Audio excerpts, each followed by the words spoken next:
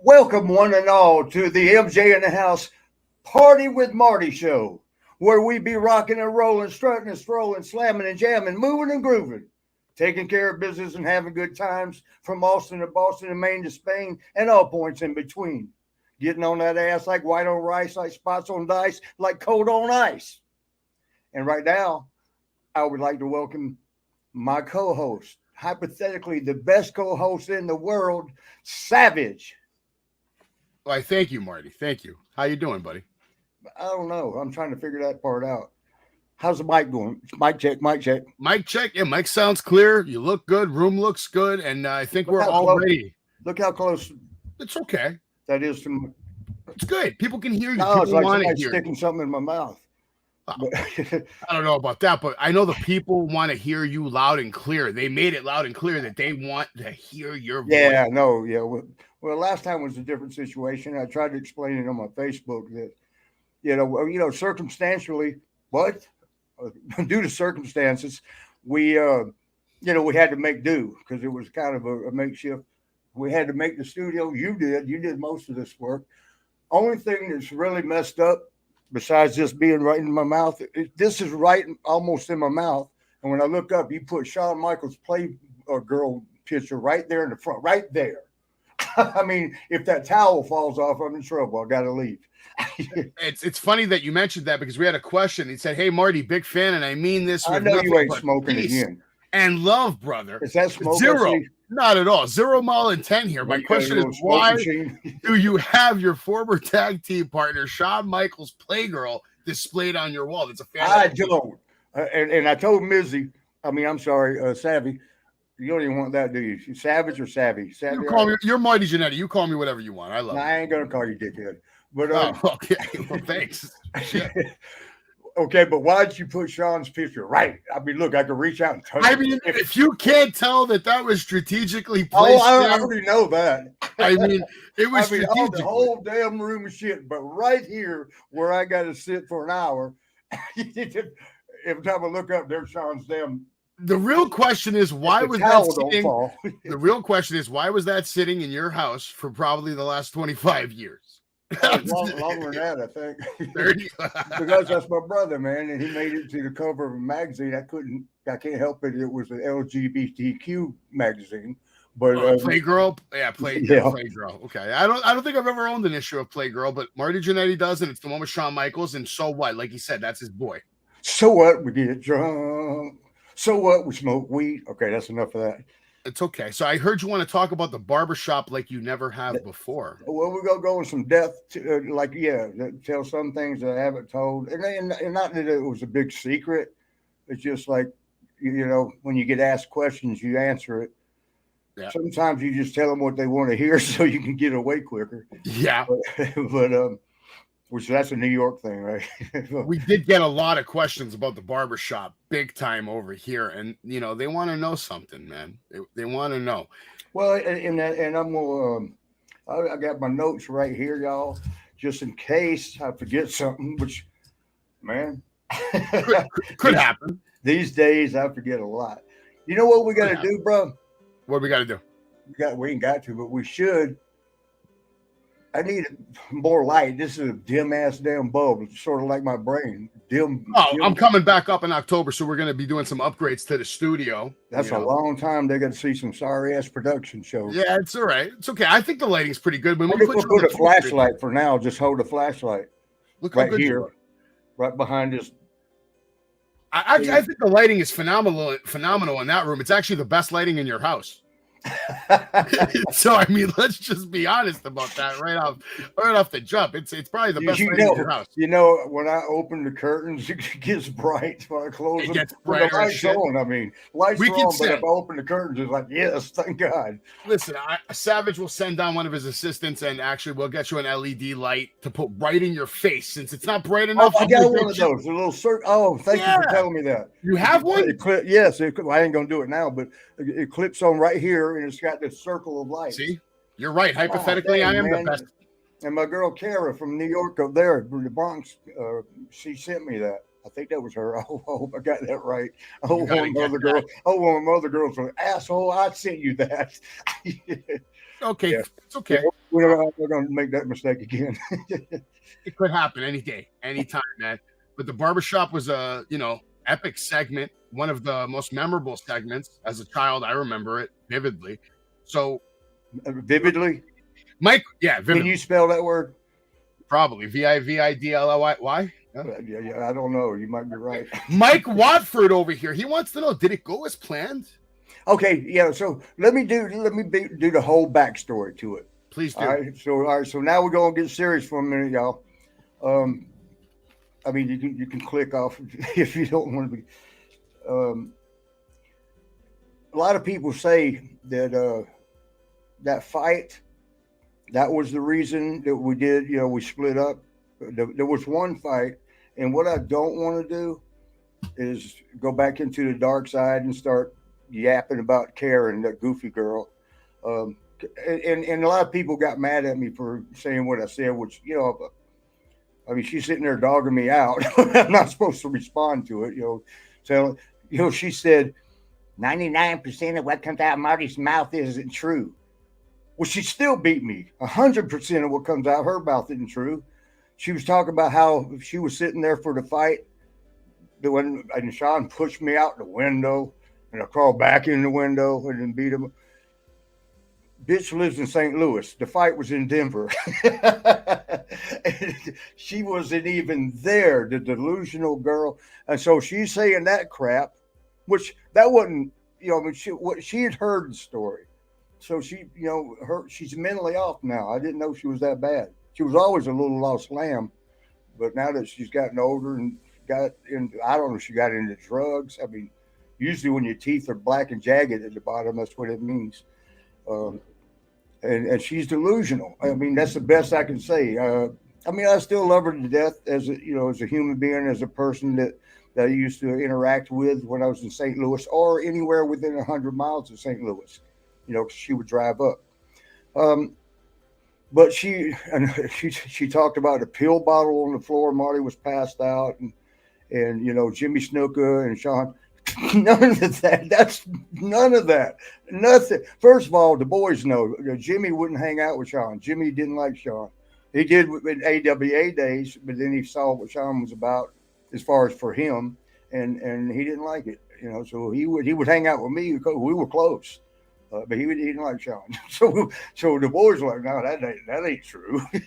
I mean, nothing she said in there was true. I mean, even the police motorcycle wreck. She said, and then he was in trouble with the law. No, I wasn't.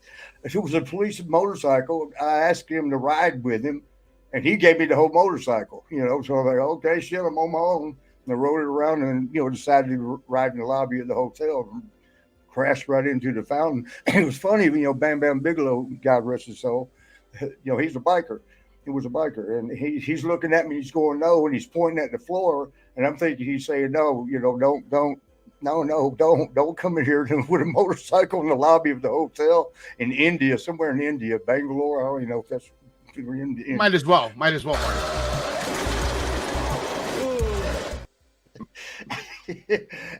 if you show it again, wait, let me say this. When I turned to go around, they had just waxed the floor, cleaned the floors. They were slick. That's why Bam Bam was saying, no, because he knew.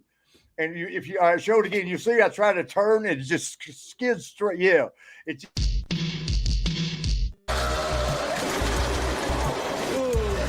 was just like, did he really? Yeah, in this tape, the original footage from India, it's coming. How do you got that? I thought I had it. You gave it to me to digitalize, and I'm going to bring it back to you. Yeah, one of my producer friend from Darkside was going to how do you say that? I think I just made up a word. No, that's not the right word. It's digitized. And I said digitalize. Maybe. Yeah, and you messed me up because I was. Oh, we're all messed up right now, man. But that's what happens when you're partying with Marty. I mean, things are going to happen. So here's what happened. Here's how the whole thing went down. And I know we got fan questions. And by the way, thank all of y'all that bought the T-shirts. It was a handful, last minute deal, because I just threw it up last night. Thank y'all. We're gonna get your questions in. but we're going to try if I can stay on point here. You got a question from Jay. He wants to know if Sean laid that super kick in. I'll go ahead and answer that now, because when I get there to talking about it, I'm not going. Hell yes. Sounds about right. And you know, we got in a fight in Denver. It was a mistake. It should have never have happened. And evidently, Sean can't fight well. But I mean, I'll give him this. He didn't give up, and that made it worse. I mean, that made it worse because you pissed him off. It's just like, stop, man, stop! I don't want to do this again. I don't want to kick your ass. No, I don't want to say it like that, you know, because that's a boy, man. Let's watch the super kick. Actually, I think I have. Okay. The other isn't any good. Oh, no! Oh my God! To be ready for the Royal Rumble, bleeding profuse.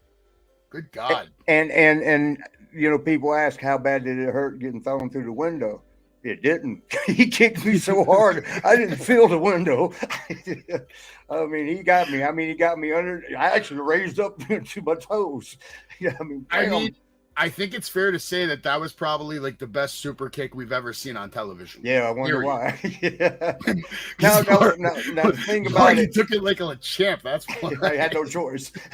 The thing about it, though, is I would see him super kick guys in the ring, and I would see the look on their face, and you know, by the expression, like, fuck, he laid it in. Yeah, but he wasn't trying to. He wasn't doing it on purpose. Yeah, he just wanted it. When you want it to look good, but you got to remember, there's a person on the end of that foot, you know, and you're gonna see, you know, if it's a regular, and not, you know, the guys that come in to make us look good. If it's a regular, you're gonna see them again tomorrow night. May I ask you a question? I want to know what was going through your head right here at this very moment before the kick is coming. What's going through your mind? Probably how his breath. I mean, he was so close to me.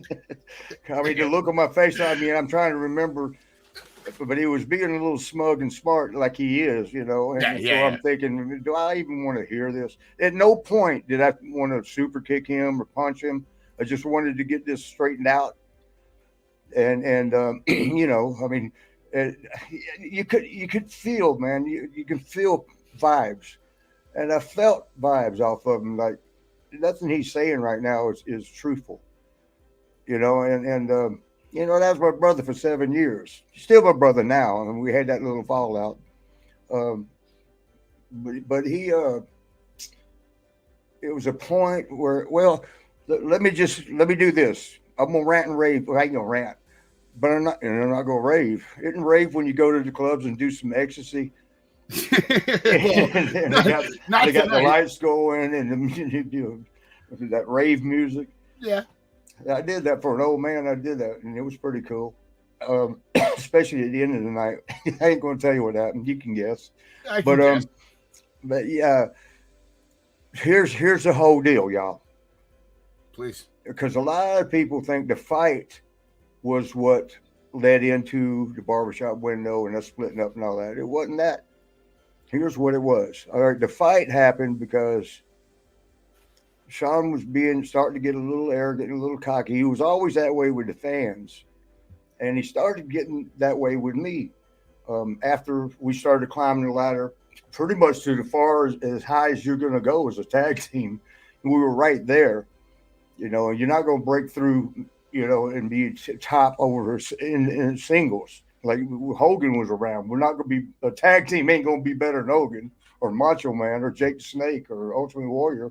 You're going to be underneath all that, but you might be on top of the rest. We were right about at that spot. Excuse me. Is the mic working? Y'all heard that?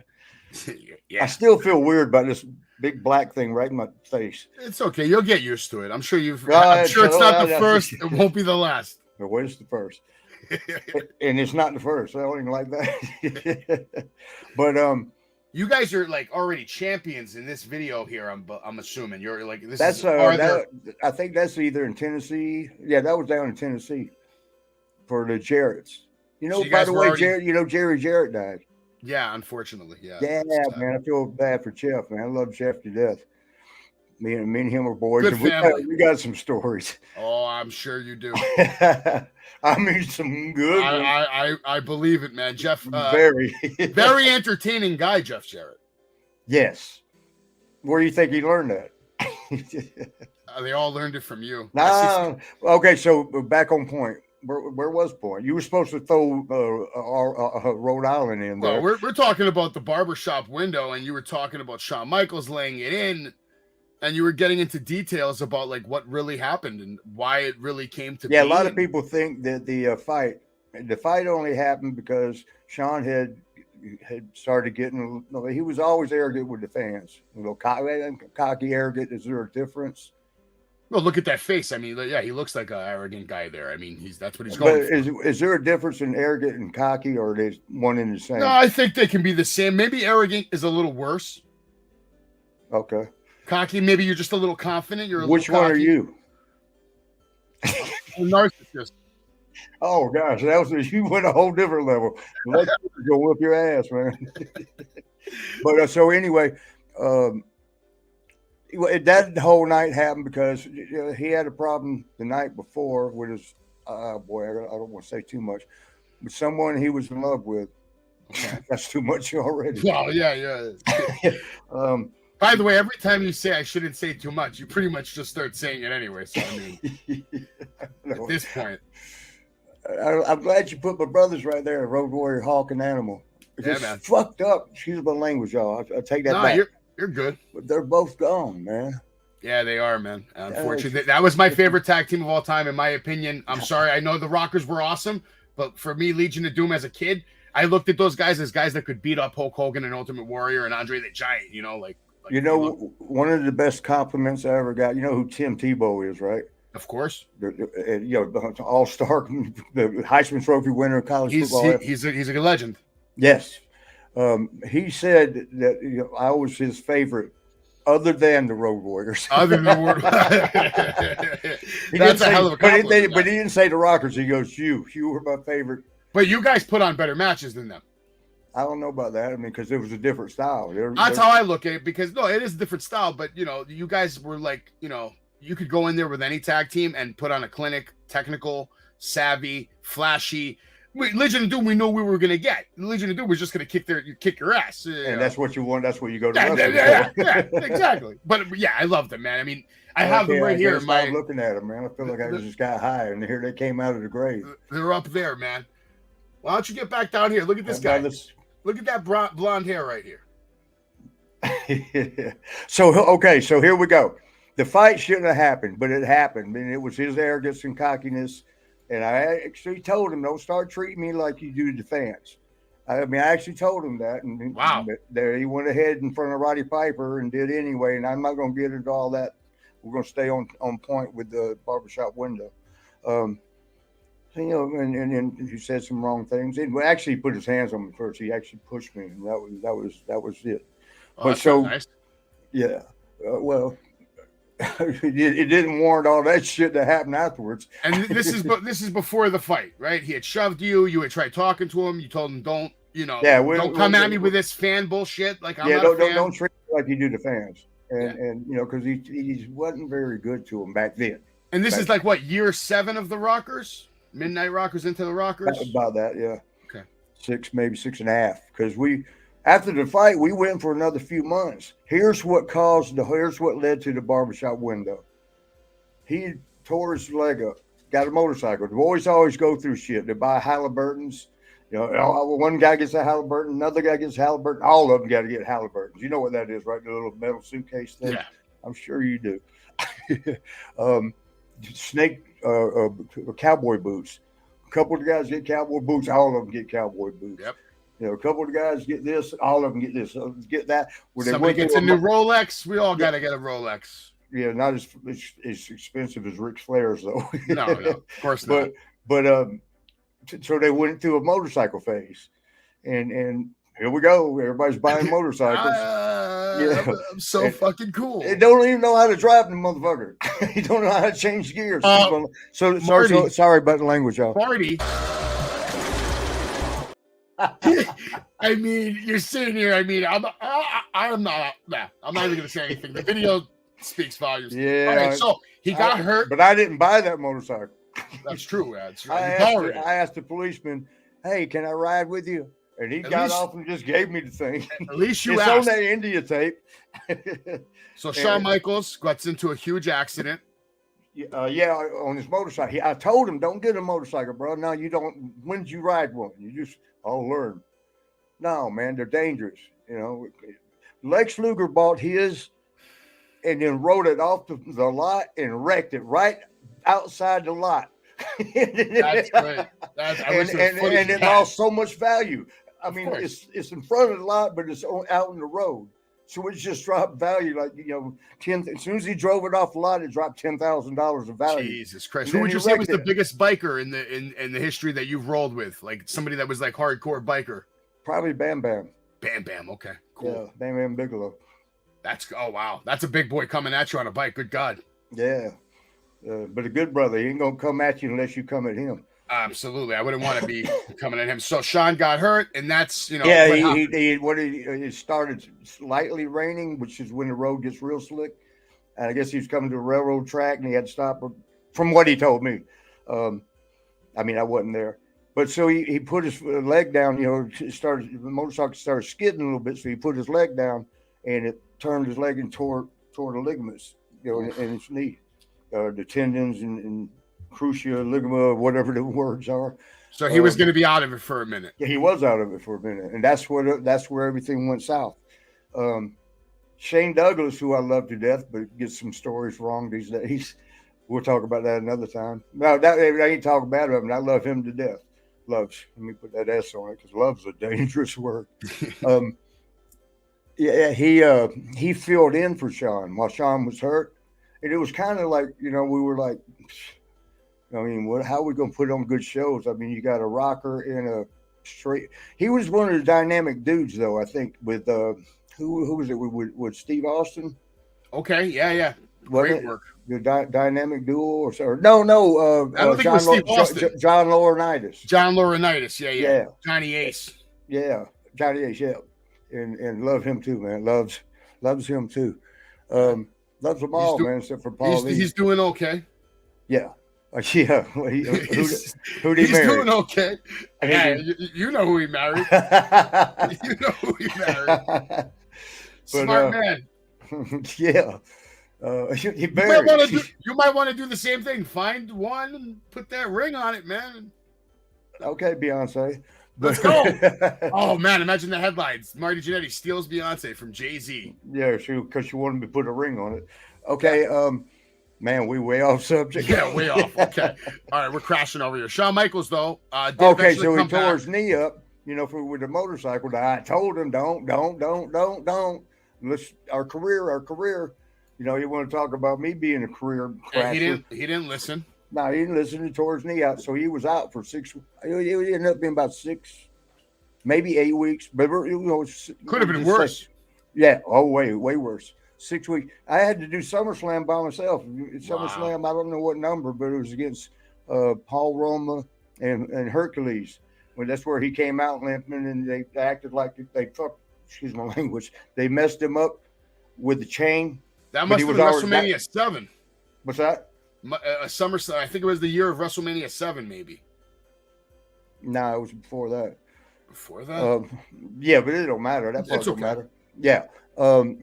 Yeah, so you know, they did the chain thing, like that's what made him not be able to wrestle. But it was the reason he couldn't wrestle was a motorcycle wreck.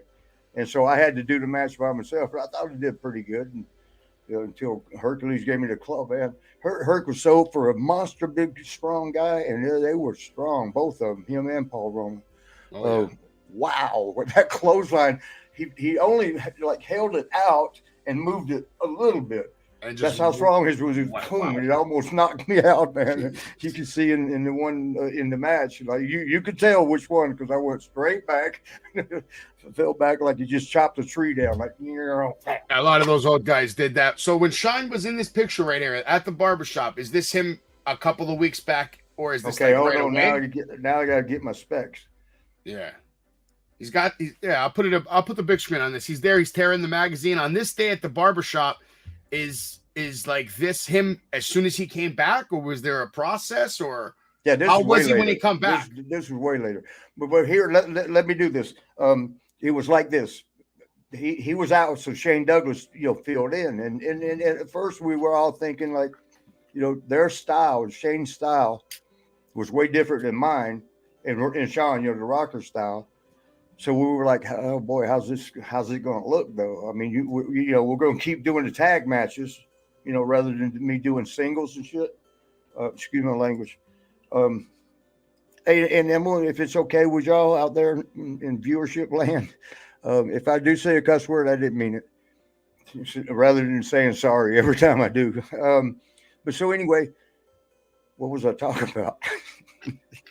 There's no way, Marty. We're talking about Shawn Michaels. We're talking about the Heartbreak Kid and the fact that he kicked the shit out of your face and threw you through a fucking window. No, we were somewhere else. It was after. Well, he got hurt. He got hurt and came back. Yeah, so Shane was filling in for him, and we actually did great. I mean, we talked stuff over, did combo moves like the Rockers did.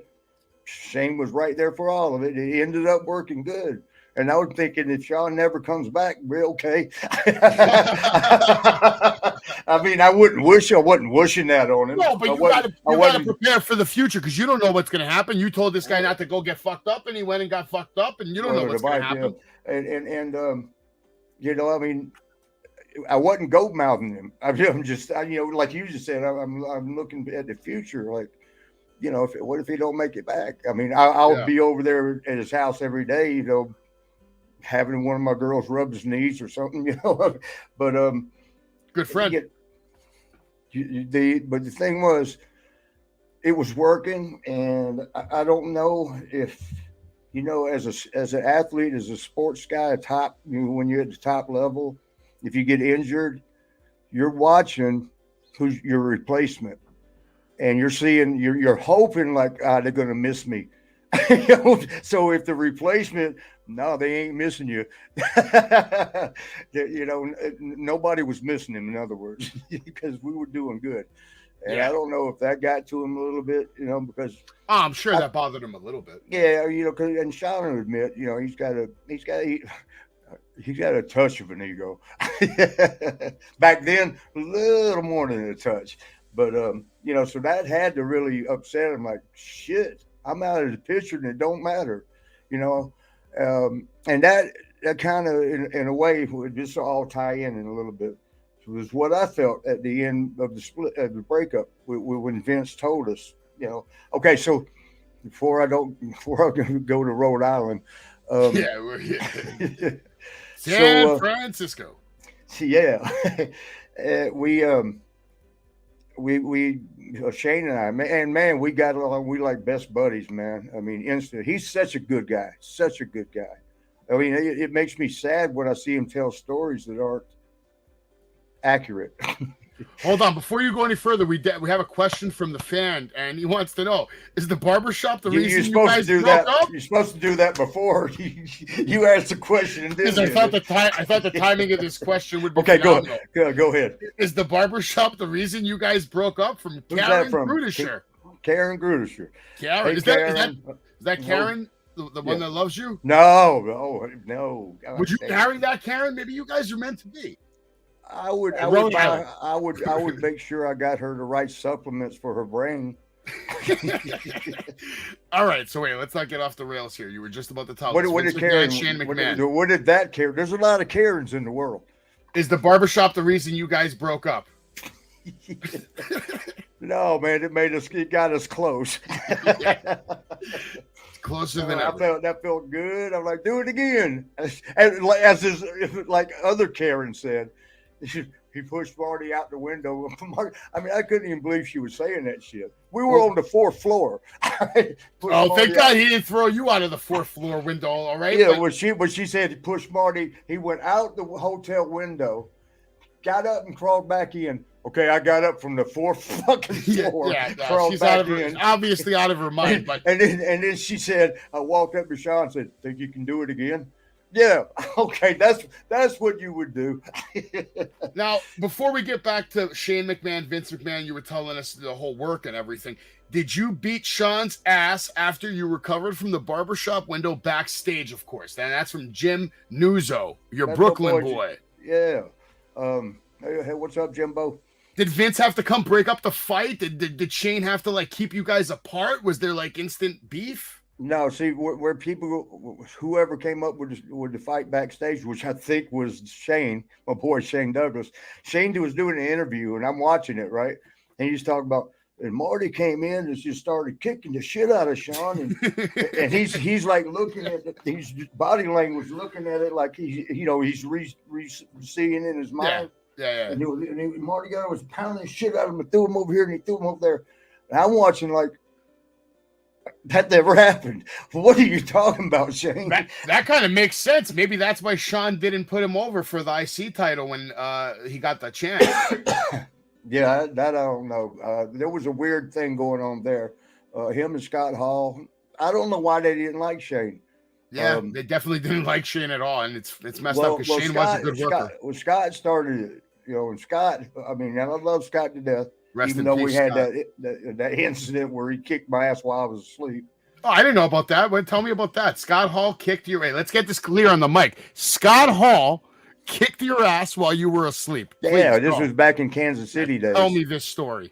I need my chief executive advisor right now. Not Swaggy? Not Swaggy. Mean Mike.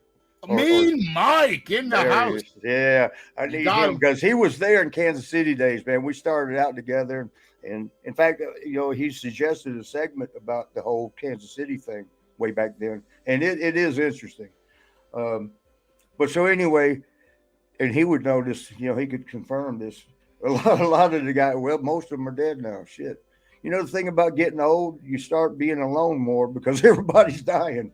Yeah, I mean, that's not funny, but I'm just, No, it's not funny, but you're not wrong.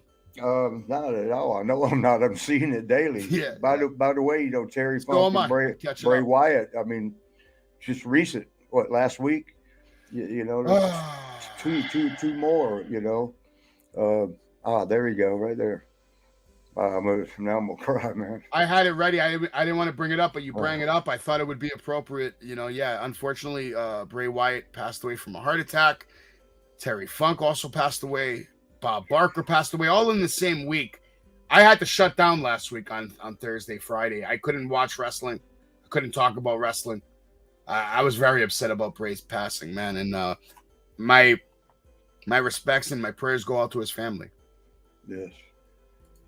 Mike Rotundo and I are pretty close. Well, I won't say close, but good friends. And of course, you guys work together. I can. Sorry, Mike. I know this is killing you, brother. I'm sorry. Damn, it's 36 years old, man. 36 years old. Freaking crazy, man. Younger than me. Had COVID, had a heart attack in his sleep. I'm sorry. I didn't mean to cut you off. No, you're good. Somebody had asked me, had I ever, that was one of the questions when I was asking about the barbershop window on Facebook. By the way, if y'all want to interact with us, you go to my Facebook. You got to find the one because I got a couple fan sites that I hardly ever mess with. But my personal site is Marty Jannetty, and it's the one where I'm sitting in front of a barbershop window. Because we interact so well. I love my fans, and they're the best in the world. But if y'all want to interact, go there. Go other places too.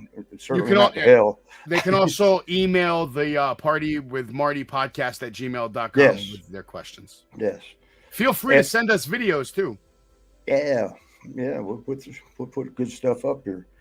But so one of them, I was like, you got questions relative to the barbershop, we'll get them in there, or we'll try to get them in there. Yeah. And somebody sent one. I mean, I got you probably saw it on Facebook. I got some man. I was like, you got some great questions. Some great ones, and then some fascinating. They didn't know what was like. Where'd you party last night? When their moms were, would you ever tag with Ricky Morton? I'm sitting there thinking like. Barbershop questions. Are you familiar with LA Knight? I mean, I see him on TV. Probably met him, but was drunk and don't remember. He was like the last person to have a good program with Bray Wyatt, and they had this big Oh yeah. Mountain Dew lights out match. I loved the match. I thought it was fun and it looked good, and he just had some nice things to say for Bray Wyatt passing away. Bray's passing, I think, put a big shockwave in the world. Yeah, man, because that was, I mean, out of nowhere, just out of nowhere. I mean, when it's drug related, you're like, shit. Yeah. But it was a heart attack. 36. Yeah, man. It just don't fit. What did Cochran say? If a glove don't fit, you got to quit. Yeah. You almost got to quit this. It's like, that don't make sense. It doesn't make sense. It just doesn't make sense at all. And then before we lost Bray Wyatt, unfortunately, we lost WWE Hall of Famer Terry Funk. So at this time, Marty, that's what I was going to say. So one of the questions, well, I didn't mean to cut you off. No, you're good. One of the questions was, did you ever have any matches with or against Terry Funk? Yes. And check this. It was a 6-man tag. We're in Japan, right? My first time there, way back, my rookie season. I was the first rookie to ever make it to Japan. Back then, it was hard to get to Japan. You had to be established. You had to be road warriors, which, like Monster. Because Japanese people love to get scared. That's why Godzilla's a big deal over there. They put me in a tag match, 6-man tag. It was me, Harley Race, Dory Funk, against Terry Funk, the Giant Baba, which is the champion or the big champion, and was it Ricky Toshu Ricky, another one, their champion. There was the 6-man tag. There was 5 world champions and me. Wow. I was trying to guess who was getting beat. Yeah, you for sure. But that was my only in ring. Now Terry and I used to have a good time, hanging out and having a few beers, and he would, Marty, let me tell you, brother, this business has a way of ruining people. You seem to be a good kid. Don't let it ruin you. I thought world of him for telling me that, and then I went and ruined it anyway. That was incredible advice, and you definitely didn't follow it. Well, yeah, but it wasn't on purpose. I didn't get No, of course not. You're a kid. Yeah. Kids don't listen to adults. But you know what? But he was full of wisdom, man. As far as the business, I mean, we never sat around and talked about UFOs or nothing like that. but he was, me, him, and Ted DiBiase were sitting around the room in Japan. I think what's it called? The Tobu Tana, whatever. All their words sound like it. I'm sorry. I didn't mean to insult y'all. Was it like a restaurant? No, a hotel. Hotel, okay. The Tabu something in Takanawa. All right. Where all the boys stayed all the time. So the boys will know what I'm talking about. That and I can't think of shit. Rivera's, that they're universally famous for with the boys. Rivera's is the best. But so we were sitting around, and both Ted and now I'm new. I'm a rookie. I'm not even 1 year in the business, right? And I'm learning, and I'm a sponge. I'm listening to it all. Like, what'd you say? What'd you say? And then, by the way, did you notice I still got this earring? Addie? That is a great earring, and that's going to be on sale soon, and you'll be able to pick that up from Addie's website. When y'all see it, yes, it's an honor. Oh, Addie gave it to me. My friend Addie, she's a sweetheart. She's a moderator for us, ain't she? Yes, she is. She'll be on the stream when it's live this Thursday. But it's also in honor of RVD, my boy Rod Van Dam. It's weed. It's weed. It's a picture of a leaf. That's funny. But yeah, so we're sitting around in the room. You should have gave me Rhode Island right then, or San Fran. Sometimes your off the rail rants go somewhere great. So you got to give it a little, let it breathe a little. So we're sitting around the room, and I'm listening, like, they're both confused on where the business is going, because they were old school, just make them believe it's real. And WWE was changing the game. They were making it entertainment. But it was entertainment even way back in carnival days. It's for their entertainment. We got to act like we're really fucking going at it. Excuse my language. Oh, I wasn't gonna do that no more. You're good. But so they were from the school of make them believe it's real, and Vince and WWE or F at the time WWF was of the school of let's entertain them whatever it takes. And they didn't like that. They didn't know the transition. They're like, what do we do? Do we go against what we know? I mean, how do you take our style and make it entertaining? Because the old school style is boring as shit. Grab a headlock and you stand there and make them think you squeezing the blood out of the guy's head. Then take him over and squeeze him for a while longer. And the people got to be thinking like, God, this guy's going to pass out. He keeps squeezing his head. I mean, that's the train of thought that they had. Boring. It's boring as shit for this, as everything evolves. That's why when people tell me they know it all about wrestling, that's just proof they don't know it all, because wrestling is forever, just like life, always evolving. Nothing stays the same except change. And, Macho Man drilled that in my head.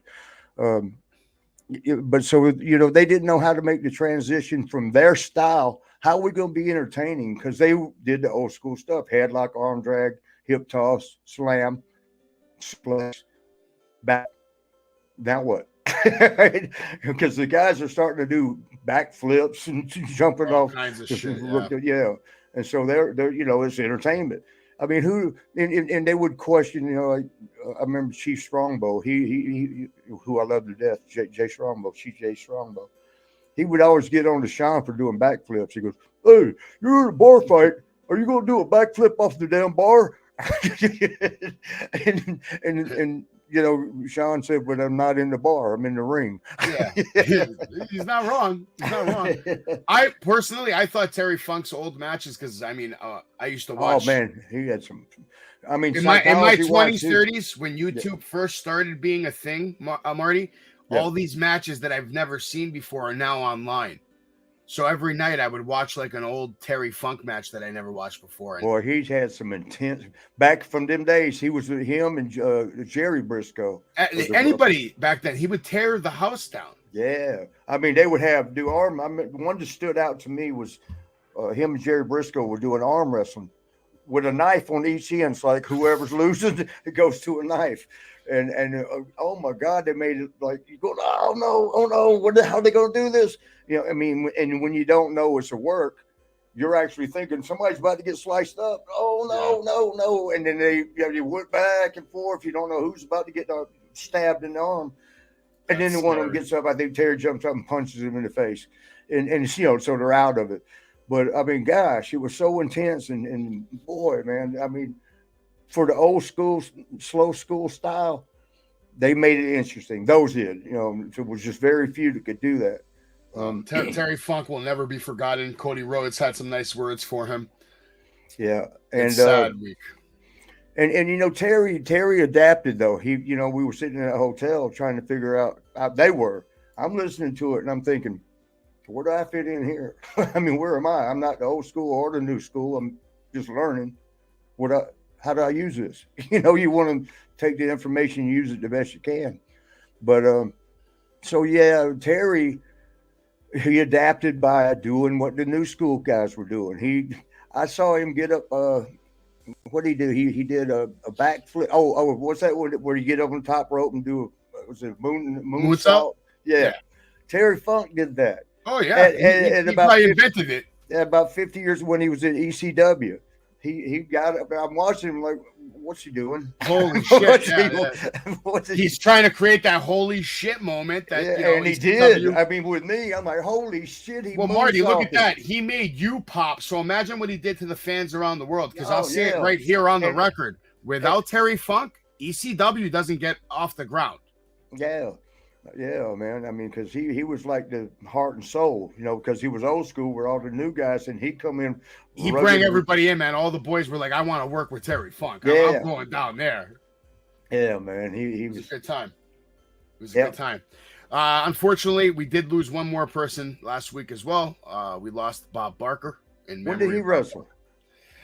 He didn't wrestle, but hell of a legend. Yeah, that man. is sad though, man, because there ain't nobody that hasn't seen his show at least once. I've seen it hundreds of times growing up. The only thing that made me smile about his passing is he died at 99, which is like the highest score you could get in the in the game prices, right? So with a $1 wheel. He will be missed too. I'm sure Adam Sandler's missing him. Happy Gilmore was a great movie. I was just gonna say Happy, man. Happy Gilmore, yeah. Great movie. Great movie. You should watch it if you haven't seen it. I just watched it the other day. I've watched it like a dozen times. So speaking on passing, we do have another question from the fan. Eric wants to know, what are your thoughts on the passing of Dan Marate? Made me sad, man. Me and him, that was the original Party with Marty. But I was a co-host on that. That's what me and you, I was telling one of my friends the other day, he said, well, whose show is that? I was watching, and I'm not sure whose show is it. And I said, well, look, he's never been a co-host. I have. I've never been a host. I mean, so we're both learning new positions, We're a new tag team here, okay? Yeah, but we're going to get it down. So, any new tag team that gets together, you got to learn the ropes. You got to feel for each Sean other out. That was one thing about that Sean was instant? Instant. They put us together because somebody didn't show up. So you're saying me and you don't have instant chemistry? That's so far. So far. Speaking of Sean, who's right in front of you on that Playgirl magazine. You want me to look up, don't you? He's here. He's ripping up There's this Rock magazine. And Roll Express. There's my boys. He's letting you know it's over, Marty. The Rockers are done. We're through. In your mind at this point, right? Like after this segment. Oh, so okay. How long we got? Let me see. We got a little time. We got a little time. Okay. So here's here. Let me run the whole thing down. Please do. So Sean was gone. Shane was filling in, and doing great, man. We didn't miss a beat, which shocked me. I couldn't believe that. That we were doing just as well. We were getting 20,000 people on their feet during our match. Cheering, crying if we lost. Just happy as hell when we won. We were basically controlling the crowd, and that's what wrestling's all about. The moves, they're nice. Anybody can teach you arm drag, headlock, takeover, and you learn your backflips and shit on your own. But crowd psychology is what wrestling is all about. You're not out there to do backflips and arm drag. You're out there to make them people that paid their money sitting in 20,000 seats. You're there to make them happy. And, that's the whole point of us being in the ring. And, we were doing it, because the worst thing you want to do, and this is what I teach in my seminars, and when I do run my wrestling schools, I call them my kids, even though they're 20 and 24 and 30. Body language sometimes is louder than sound. And you don't ever want to see the crowd doing this. Nothing. Leaning back. You want them like this, leaning forward, because that you're interested, you're into it. When you're leaning back, it's like, come on, man, fuck. It's body language, and it's learning the crowd and knowing how to keep them leaning forward. And you don't want them leaning forward during the heat, certain times. But you don't ever want them leaning back, ever. At least, straight up or forward, never leaning back. But, we were doing it. Didn't miss a beat. Had the crowd, entertained. I remember people were out of their chairs when you guys came out. Yeah. And so it came a point where it was the end of like 20. Back then we used to do some crazy tours, man, 30 and 40. And we missed the 50 and 60. They did 50 and 60 day tours, and the guys were dropping off. They couldn't. Macho Man and Hercules, I think, went the longest. They went like 90 days. They made every day. They didn't miss nothing. And so I think our longest was 35 or 40, somewhere in there. And this was the end of a 20, which is still, they're brutal after 10. After 10 days, man, your body's like, damn, man, stop. But so anyway, it was the end of the tour, for Shane and I, and the boys. And Sean was at home, because he was hurt. And they had a commercial shoot. And this is what led to the whole barbershop deal. It wasn't the fight that Sean got in. We shook hands. Vince made us shake hands and let it go. And we did. Or at least I did. I don't know if he did. I thought he did. He acted right. But we come at the end of the tour, everybody's flying home. They got a commercial shoot for a cereal called Superstar Cereal, and we go to Atlanta to do the commercial shoot. They flew Sean in, because the Rockers were going. There was 6 different boxes, the wrestlers on the boxes. Sean and the Rockers were going to be the cover of which we were. It just didn't make it all over the country, I guess. A lot of people said I never saw it come out. I saw what they were going to do. But so anyway, we go to Atlanta to do the commercial shoot, and it was me and Sean were going to be on the box. Remember the natural disasters, typhoon and earthquake? Yep. Natural disasters, thing they were called. Absolutely. The 2 big ass. We had to work with them one time. Hey man, they're about 400 pounds, and Sean and I 220, and we're in the ring with the littlest guys against the biggest guys. Yeah, typhoon, match. typhoon and earthquake. Yeah, and we're like, we're looking at each other like, what are we going to do, man? Shit, we still made it work. I mean, a little bit. I mean, it could as good as you could do with that scenario. 400 pounders against 220 pounders. But so they were there. I want to say Lex Luger. I can't remember who else. But was it Road Warriors? Yeah, I think Road Warriors. That's a hell of a tour. Yeah, So I mean, everybody that was going to be on the Superstar Cereal box was legit. It wasn't no jokes on it. Yeah. Not that any of you guys are jokes. I didn't mean it like that. But I mean, no, they're putting the people that are making money, the people that are selling merch. Let's be honest. Right. So we're not lying about it. Let's talk about the business aspect. That's what this is about. It's about making money. And that's what you and Sean were doing for Vince, was making money for him. And now we're going to make money through cereal. That's the point. But see, here was the thing now. When you and I've always called myself GAT. It's just a fun thing. God's amusement toy. Wait. You brought up GAT. So guess what? It's time. You got something? It's time for some breaking news. That's right. Breaking news. There it is. You can go to the Pro Wrestling Tees store today, and hypothetically, the best podcast ever has our t-shirt out, and the next shirt up, God's amusement toy GAT. It's almost here, guys. Go to the Pro Wrestling Tees Superstore today. Hey, search for the Party With Marty. Pull the GAT, put a shirt up, or the GAT thing. Change the coloring though in the God's amusement toy. I did. It's exactly the text you sent me: yellow, red, and blue for a hint of fire. Oh, that's yellow. Okay. Well, what color? What does it look to you? Mustard? No, I didn't have my glasses on. Oh, okay. It does actually look good with his glasses on. Yeah, oh my God, my damn eyes are fucking shot. Are you colorblind now? Not colorblind, but I might as well be. He's yellow blind. Okay. So hey, you ever tried to? No, I'm not going to.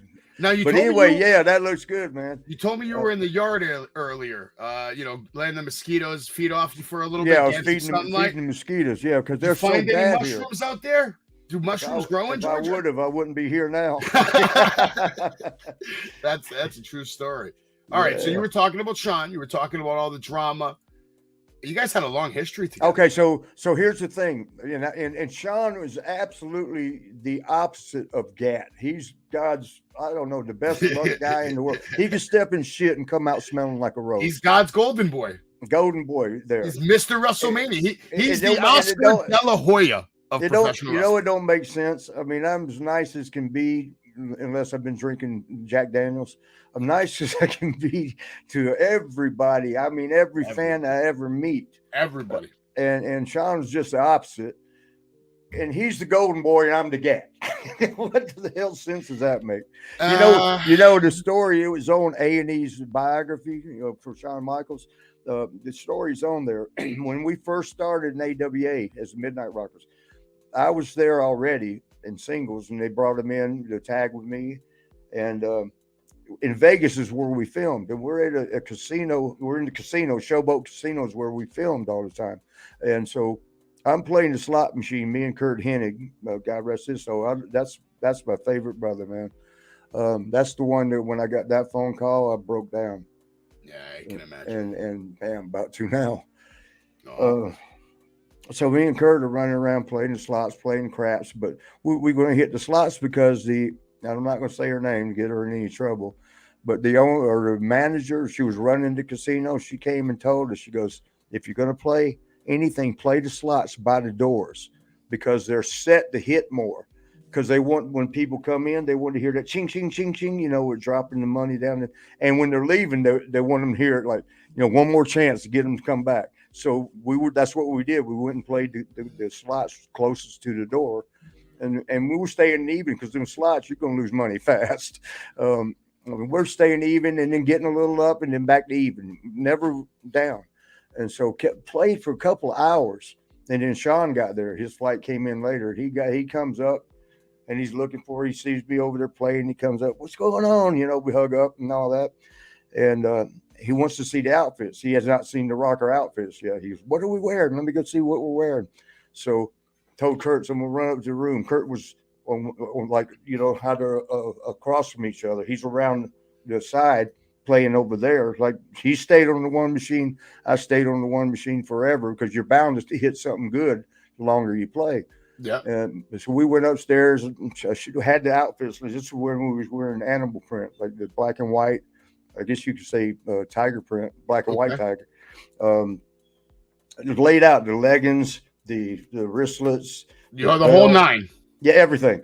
And he comes in and they're almost like fur that you would have in them, the Mexicans would have in their low riders, on the dashboard. It almost, it was that kind of material. And Sean comes in and he looks and he sees it spread out on the bed and he looks, he's quiet and he looks at me and he goes, we're wearing that. And he goes right to the phone right there. I mean, this was in our room. Immediately. Yes, and called his mom. And he goes, Mom, Marty's got us wearing fur everywhere.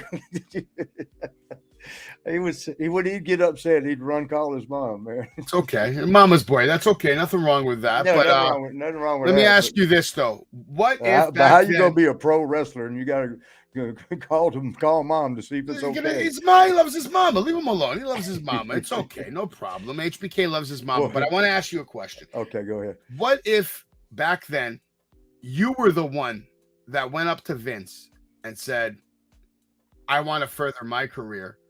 And I want to throw Sean through the window. What do you think would have happened? That's not how it went down. All right, so let me finish the story then.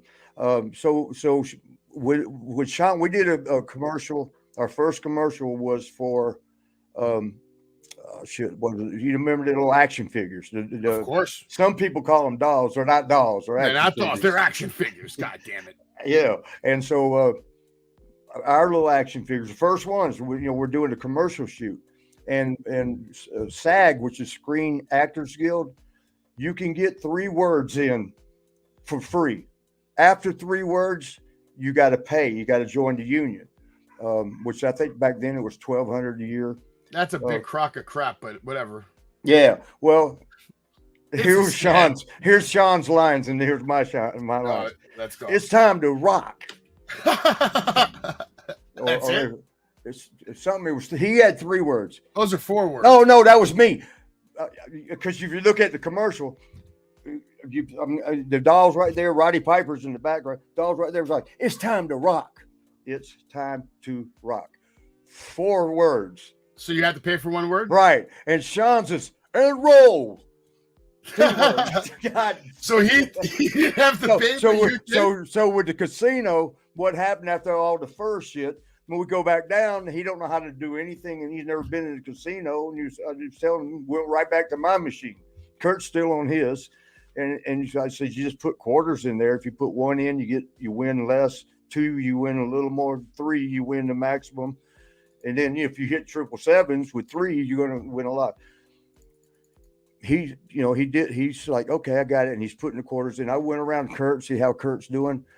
And all of a sudden you hear this ding, ding, ding, ding, ding, ding. We're up. And a little red firelight thing spinning. He pulled 1 time, hit 777s.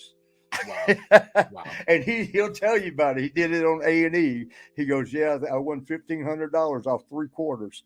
He's a lucky and guy. Kurt went around and he goes, you got to give some of that to Jannetty. He set it up for you. He's been playing it for 3 hours. So again, here's Gat. I played for 3 hours. It broke out. I mean, even, I didn't win shit, didn't lose shit. And he comes and pulls one damn time, triple sevens. Yeah, he's pretty much instantly blessed from birth over here, man. Little did I know. Yeah, I got 4 words. This time to rock and roll. And so I got to pay fucking by the screen actor. He don't. Now, why couldn't somebody tell him you're going to say rock and roll, so this way you both have 3 words? Nobody, because they just give us the script. Like you're going to say it's time to rock, and he's going to say and roll, which it does split up, smooth like that. It's just I had to get the 4, he got the 2. I mean, again, just no, like he should have paid half of that. He should have paid half of that. No, he offered to. Okay. It was fun. That's all. It wasn't that serious. Of course, you're on TV. You're in a commercial, bro. You're living the life right here. Quick, the casino. So here's what. I just want you to give a shout out to your fan over here. Yeah. Happy birthday to Mike, the Jetpack. I think it's this Saturday. This is showing Thursday night. I think it's this Saturday. Hey, bro, Mike the Jetpack. How the hell did you get that name? Mike the Jetpack. I mean, I can think of a few things, but I'm not going to say them.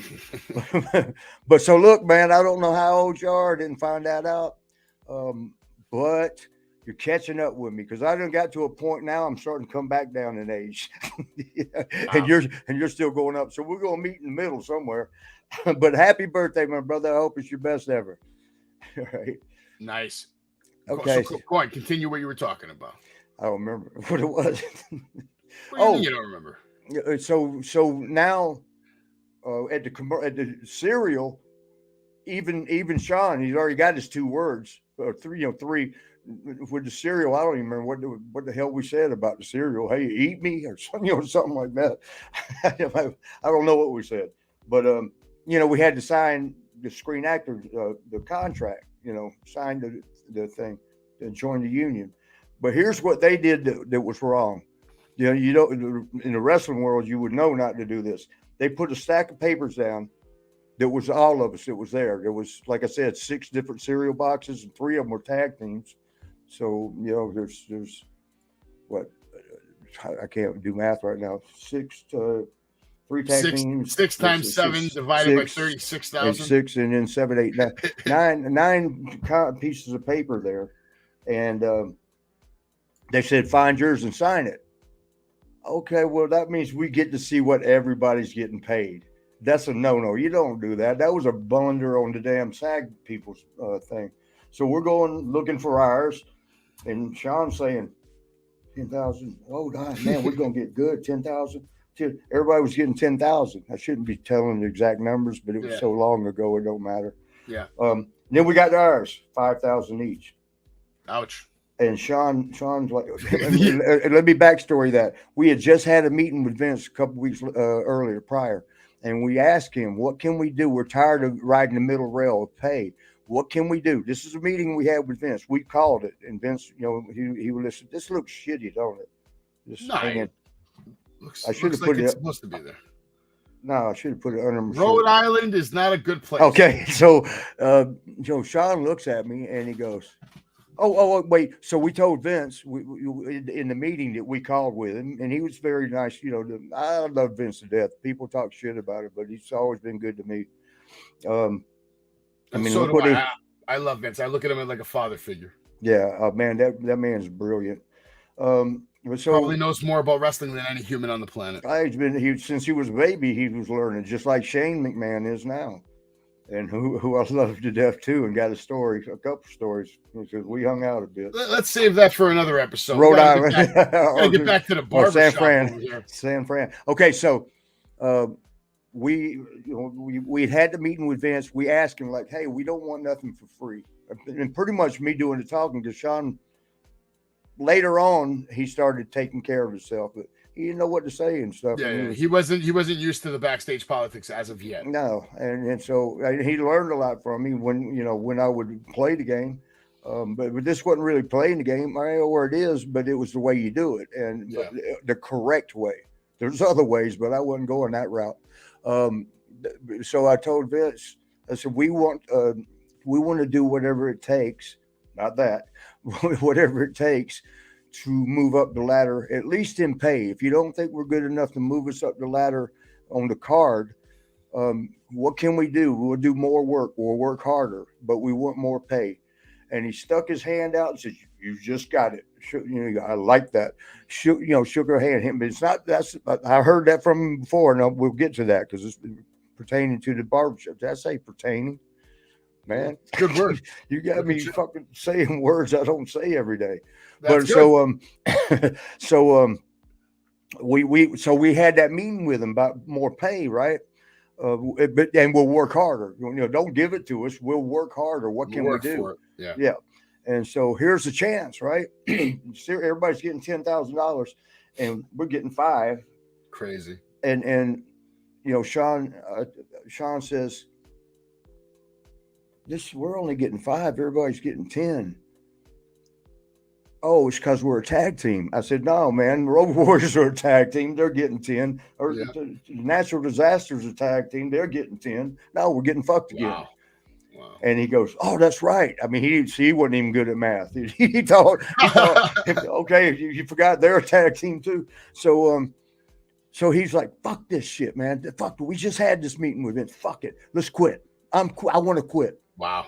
And I'm like, okay. I mean, if you want, I'm riding with him, man. Even way back then, it was ride or die. We riding together, we dying together. I mean, you guys got fired on your first night in the business. I mean, together. So I mean, yeah, that was Jimmy Jack Funk's fault. now, you guys went pretty far considering you got San Francisco yourself. Yeah, that's right. Okay, so so back then we didn't have cell phones, and this was probably 1990. I know it was 1991. Trust me, that's a good thing for you. Yeah. Oh, yeah. There's been a lot of trouble with camera phones. But so there was payphone right at the end of the hallway on the wall. And he wanted to quit. I said, okay. He said nothing. He goes, no, I'm serious. Let's go call Vince and tell him we quit. I'm like, all right. I mean, it didn't faze me because I knew we could go somewhere else. WCW for sure. And because I had actually been asked. I had been asked.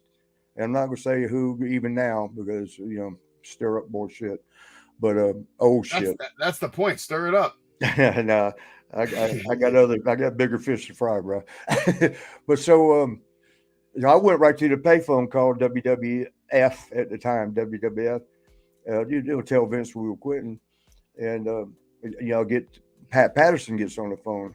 Ask the secretary if she could transfers me to Pat Patterson. Marty, how are you doing? And I'm like, hey, Pat, how are you doing? Can I talk to Vince? Oh, Vince is busy right now. I can help you. What's up? And I said, well, me and Sean want to just know the proper way to put our notice in. We're going to quit. And he goes, oh, Jesus Christ, hold on, Marty. And Vince, you got Vince right on there. Vince's like, yes. What's going on, Marty?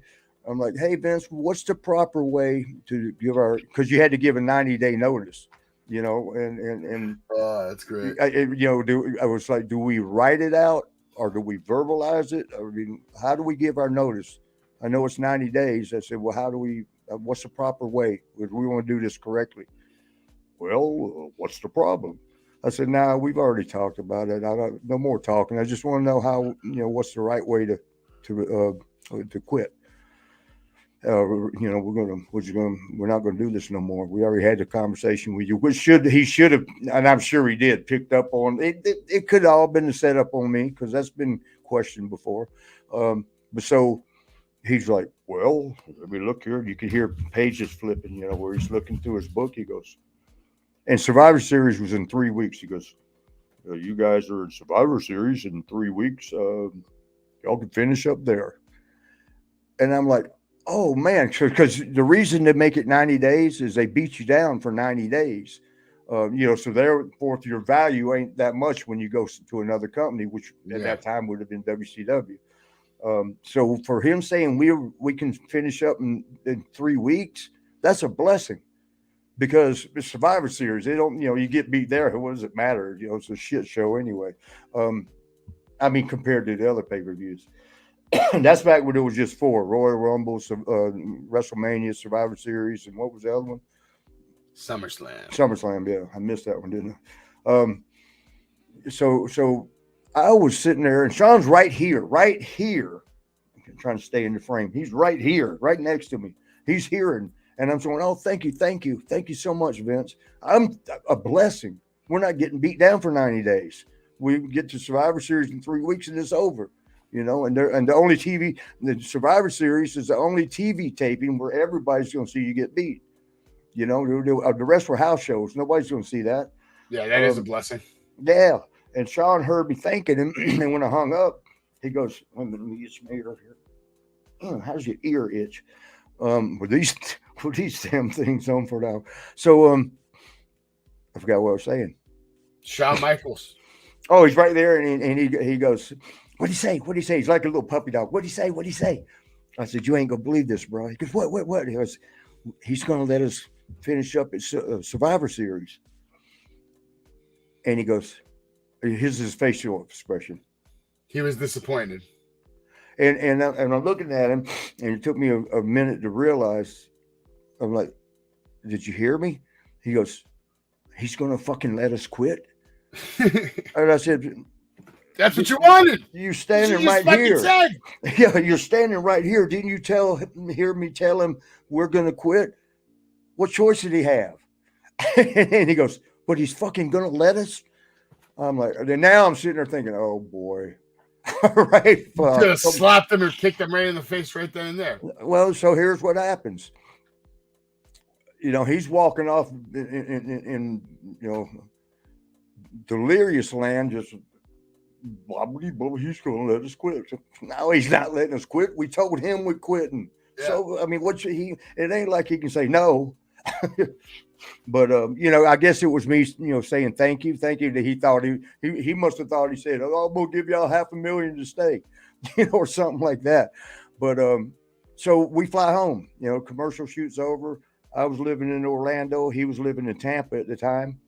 We flew home, which is, it's about an hour flight, and got home. And back then, remember another thing, the way things have changed. Remember answering machines? You push the button and then you listen to the tape. Go. People actually use those. Nobody even leaves voicemails. Yeah, right. So I played my messages. There's about 30 of them. 40 of them, because we've been on the road a minute. Yeah. And the very last one, Vince, "Marty, give me a call at the office." And so I'm looking, and it was 5:30, and I'm thinking, well, he won't be there now, but I'll call just so he doesn't think I didn't call. And so I called, and sure enough, he's there. I mean, that's another workaholic. Yeah. And y'all know I didn't do no cocaine. My nose it runs sometimes for no reason. Well, we're getting at that point. What's that? We're getting at that point where we gotta wrap up soon. Okay, so here we go. Vince tells me, he goes, "Well, you're welcome to stay on and wrestle singles." And I'm like, nah, Vince. I'm not. Sean and I may just, we're sticking together and not going behind his back. He goes, "Well, that's something. That's funny, because Sean just called me and said he had nothing to do with this and he was staying." Nothing to do with it. He's staying. Now I did the what? I don't even know if I said. I don't know if I even said bye, Vince, or anything. I just hung up and called Sean immediately. I mean, that's a straight backstab. I mean, it's without talking to you about it first. That's not cool. I mean, when did he do it? He had to get home and get on the phone immediately, because we didn't have cell phones. You couldn't. And that means he had it on his head already. He knew what he was. That's a lot of the boys thought it was a whole setup from the beginning. 100%. It is. There's in my opinion, no doubt about it. Yes, it could have been, but Vince don't care to play games like that. If he don't want you there, he don't want you there. He'll let you know. But so Sean, I called Sean immediately. Hung up with Vince. I don't even know if I said bye. Hung up, called Sean. Sean answered. I said, "Tell me it ain't true. Tell me it ain't true." Of course. And he goes, he already knew what I was talking about. He goes, "Marty, I've been thinking about it, and the flight home, I thought about it, and you've paid your house off. I'm still paying on my house. I'm married. You're single. I can't afford to quit." Yeah. I was like, "Well, bitch, why didn't you tell me first? What would you? I mean, you bypassed me. You let me do all that shit, and then you." So it was the next time, like 4 days later, we had to go TV taping. I mean, now I'm going back because Sean and I ain't stick together, so I got to go back because he's going back, and so we go and have a meeting with Vince. That obviously we're having a meeting. That's when we sat down, me and Sean on one side of the table, Vince on the other side of the table, and he's hitting us with what the plans. Well, I want you guys to split up. And see, and here's the thing. Let me backstory that. Sean and I had already made a pact with each other. We'll split up when we're ready, or we think business-wise it's okay to, we've run our course as a team. Because WWE had the F at the time, had a habit of breaking the guys up whenever they wanted to. And the guys, like, you got to do it. So we said before we ever went in there, when we were still in AWA and we were transitioning over, we said, we don't let them tell us what to do as far as splitting up. We decide that. And that's just business. It's not being egomaniacs or anything like that. We're just not letting them split it. Well, that's what Vince is doing. He's splitting us up without our permission. Yeah. And when he said, we're going to split you guys up, I'm like, well, Vince, Sean and I need to talk about that. And then Sean speaks right up. I'm okay with it. And so I'm like, It's definitely a setup, Marty. Don't doubt it. 100% it was a setup, man. It sucks. Well, I mean, like I said, Vince don't play games. But so I except he did with the Montreal screw job, I guess. But so I got no choice now. I'm like, okay. I looked at Sean like, wow, okay, well we'll split up. And Vince goes, well, I said, what do you want us to do? And he goes, well, I see superstar in Sean and Marty. I don't really see that in you. So I'm like, okay, which means I'm going to do the job. Okay, no big deal. Shit. I said, okay. I said, because what I figured what I knew was going to happen, I'm going to get him over, and then they're going to let me go. And if that were the case, I wasn't going to do it. If they were going to keep me on, of course, I'll do it. So I asked Vince straight up. I said, what's going to happen to me afterwards, after I get him over? And he goes, well, that'll be up to you. No bullshit, it won't. You're the one with the pen and the pad. The rights, you got the power. He just wanted to tell you whatever you needed to hear to just go away. Yeah. And so I said, okay, well, we'll see. I left it at that. And Sean, it's over. Sean leaves. I stood there for a second. I said, Vince, will you give me the opportunity to prove you wrong about, not seeing superstar in me? He goes, I like that attitude. And again, he sticks his hand out, like shake the hand like he did with, you did it. How can we get more money? Work harder. So Vince and I shook hands, and that's when we had to figure out a way to split. Now we're sitting in a restaurant, and we're figuring out how do we do this. We want to, like, in the next match we have, which we set up one match with Road Warriors, and I picked up fucking Hawk's big ass. I think that's how it went. Or he picked me up. Whatever it was, one of us, feet, picked up for the slam, feet swung around and hit Sean and knocked him down. And I think they pinned him or something. Yeah. And then he gets all pissed off at me like it was my fault. And that was it. But we'd actually sat down and furthered it. I was like, what if we, did the barbershop? He goes, and what? I said, well, tell me what you think it is. I said, we have a little talk like we're ironing it out, and you end up catching me with a kick when I'm not looking or whatever. This was the rough draft of it. And I said, throw me through the window. He goes, really? I said, yeah, well, I mean. And this is the result. The other isn't any good. Oh my God. Are we ready for the Royal Rumble? Bleeding profuse. And I'm going to explain that coming up. I'm going to give you a question that will help you lead into all that. You did have one question from a fan, and they want to know, and this is from Tom Lively, was it real glass or Hollywood glass? I'll get to that. I'll get you, Tom. Yeah, sucker. So here we go. We're working on this together, but I told him, like, you throw me through the window, and he smiled. Imagine that. He smiles so big. He's like, yeah, that sounds great. And I said, and then once I fall back in, inside from the window, go have a little. You've already set it up. I mean, you'd already plotted on me. Get a little thing of gasoline, pour it on me while I'm sitting there hurting, from the window. Pour the gas on me, and then go get them long stick lighters that like for grills. So you can get that stick lighter, click it, make sure it's working, and start walking towards me. And then Beefcake will tackle you so you don't light me up, with the gasoline. And he was like, that might be overkill. And I think he was. I think he was right. You guys nailed it, bro. Like it's iconic. It still is. It's still talked about. Okay, so the answer light up when you watch it. Yeah, and so to answer Tom Lively's question, was it real? It was supposed to be sugar glass, and what they did is they brought 3 window panes, because if it didn't go right the first time, and this is really embarrassing. I think we were somewhere in Texas, San Antonio. No, not San Antonio, somewhere in Texas. But if you're out there in front of the people doing this, right, and if it didn't go well, like it just sucked, or the window didn't break right, or you tripped up and fell, or remember that one time that dude fell through the window, power bomber or something, and his helmet came off. Oh yeah, the Shockmaster. The Shockmaster. Yeah. Remember, he fell down, his thing came off, his helmet came off.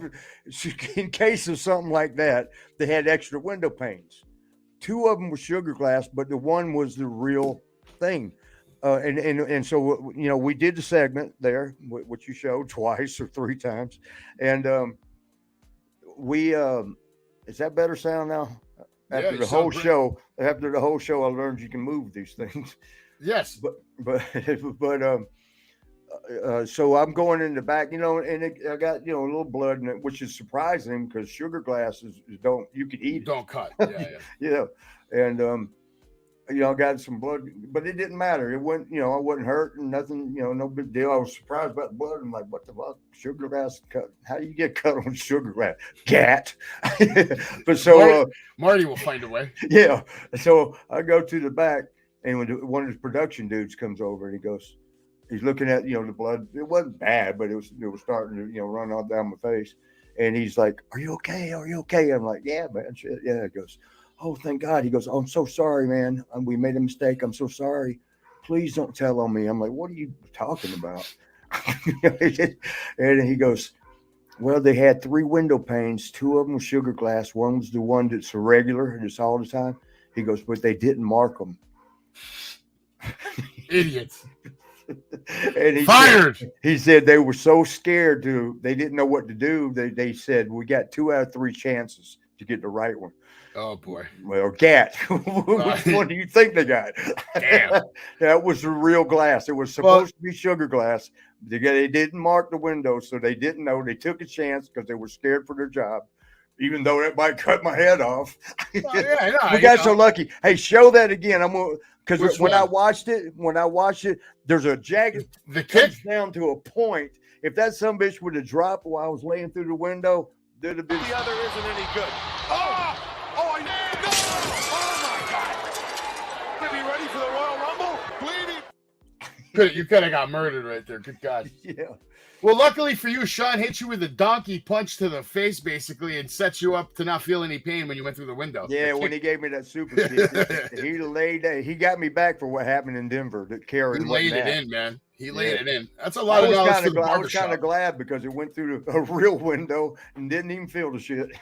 What's crazy is we've been talking about the Barbershop for over an hour now, and I bet you could probably talk about it for another 5 hours. But I do have another fan question for you. Okay. This one's in a video form. You ready, baby? Let's go. What's up, Marty Jannetty? This is the one and only DJ Storms here to congratulate you on the launch of the Party with Marty podcast. And I got a big question for you right here. You've had a lot of great matches throughout the course of your storied career, but what match do you feel has been your best match to date? Let me know. And once again, congratulations and best of luck. Thank you, brother. Very kind of you. And I wish you the best in life, my man. And it's an easy answer. I mean, the very best match I ever had, I can't say Sean, but it was. And I don't know, we were in Denver. How ironic, the place that we had to fight. but those were our people, man. Because in AWA days, we'd go to Denver, and they loved us, man. We got over as the Midnight Rockers, and they watched us go climb the ladder to WWF, and they were to them, we were their babies. They watched us grow. They helped us grow because they supported us so much. And McNichols Arena was such a great place to wrestle. I mean, because it almost went up straight up, so sound was focused in on you. But we had a match. It was at their new place. It wasn't McNichols Arena at that time, and it was after the barbershop window. It was the setup for us going to Royal Rumble against each other, which was going to be a setup to go to WrestleMania. And the night before, back then, and they probably still do now, before pay-per-view, they have you work with each other on shows to get it down smooth, get the match down great, which is embarrassing to me because those three towns saw this match already. When they see it on pay-per-view, they paid their money and they're seeing the same shit they already saw. But their concept of it was, it don't matter. We're looking for the millions, not the 20,000. So fuck them 20,000 that paid their good money at the Dunya wherever else. They still do that. They still do it that way.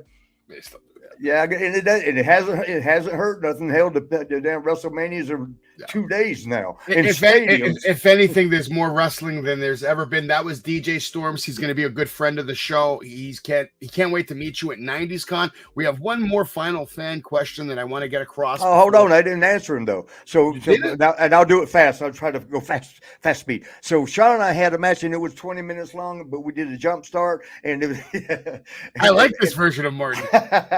and so the fans were on their feet because it was a jump start, and we never slowed down for 20 minutes. They stayed on their feet. They never got a chance to sit down because we were bangity, bangity, bangity, bangity, bangity, bang.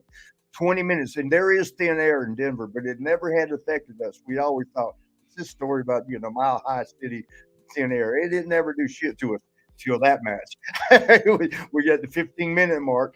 And we had some more shit to go. We both couldn't get air. We're looking at each other, and then the fans caught on. So we're so in lock. And that's what you really want to do, is become a one. Everybody's in unison. Everybody's one. The fans were locked in. They knew that we were out of gas. And that energy that they feed you, 20,000. Get you to finish. What's that? Get you to the finish line. Yes. And we finished it out, and we had nothing left. I mean, we were dragging ass, and the match, they liked it. It was my best match ever. Sean's probably had better, but at that point, I think we both said it was our best. They liked it so much. Sean was the heel. They booed the shit out of him, when he came to the ring. When we left, they cheered. They stood and cheered for both of us. And the boys, this is the highest accolade you can get in pro wrestling. When the boys backstage are at the curtain watching, and you come back through and you get a standing O from the boys, nothing is better. That's the highest you can get. And that's the goal. And they did it. And I went and was like, shit. And I went and dove under a table and laid there trying to catch my breath. And I'm like, hoping nobody's hearing me. And I'm hearing this. It ain't matching up. And it's off, and I'm here. And I'm like, what the fuck? Now look over. Sean's under the other table doing across hall doing the same thing, bro. We did not leave. We left it all out there in front of them. That was the best match ever. The next day is Royal Rumble. We just spent 3 days. Got it. I heard Black Jack Lanza, the agents back then, didn't have cell phones. They had to call in every night and report the events, like how to every match. And I can hear him saying, Vince, you're going to have to put them on last. There's nothing. This is the best match I've ever seen in my 30-something years of wrestling. You're not. Wow. You can't do anything but put them on main event because we weren't scheduled for main. And he goes, you're not going to believe this match. And I'm hearing this. I'm like, great, man. That's nice. The next day, they interject Sherry Martel into the fucking thing, and it fucked up everything. We want her to do this spot here, that spot. Then why didn't you put her on the road with us for 3 days? I mean, gosh, damn, everything we just got down perfect, you screwed up. So the rhythm wasn't the same at Royal Rumble. I think it was a pretty good match, but it wasn't what we had done. Yeah. The creative tends to do that a lot, though, sometimes. Yeah, and so Vince wasn't happy about it. And Vince, every pay-per-view we did, Vince would always come, Thank you guys. Great match. You stole the show. We were used to that. So when we were expecting it again, but I'm thinking, well, we didn't steal the show with that one. but Vince goes, very disappointed. Very disappointed. at least he's honest. You're gonna. That's why I say I don't know that he plays games like we were talking about earlier. All right. Well, I just heard the super speeded version of Marty. Now you might hear the super speeded version of Savage because we. But Kurt Angle was my favorite match though. Kurt Angle, favorite match. Man, all right, that brother is smooth in the ring. We're gonna do a whole episode on Kurt Angle one day because actually WWE is doing a documentary on him that's coming out in a couple of days, and it looks incredible. You've already seen it? I've just seen the trailer, and I want to watch it. I suggest you watch it too. Yeah, I will. Trust me. It looks like a good watch. We have a question here. Hey, Marty, my name's Eris, and my twin brother and I are big fans. I was wondering if one day you would ever be making the trip to Pittsburgh. We'd love to see you here one day. Marty, do you mind if I answer this question for you? No. Well, how would you? They didn't ask you. Your name ain't Marty. I know, but I can answer it. I can tell them when they're going to. You got us in Pittsburgh? Well, not yet, but we will be in StarCast first. Speaking of upcoming appearances, we're going to be in Chicago, okay? September 1st, September 3rd, StarCast, and it's going down at the Hyatt Regency Hotel. You want to be there. You want to party with Marty. Come by the table, say hello, and, of course, meet Marty Jannetty, who's that's this weekend, legend. Right? That's coming up, baby. Yeah, that's coming up. I'm leaving tomorrow. Chicago. I'm leaving tomorrow to get there. We might be out on Wrigley Field, right? Oh, we're going to do a lot. Don't worry about that. Don't save the surprises. We have a lot of content coming on the Party with Marty.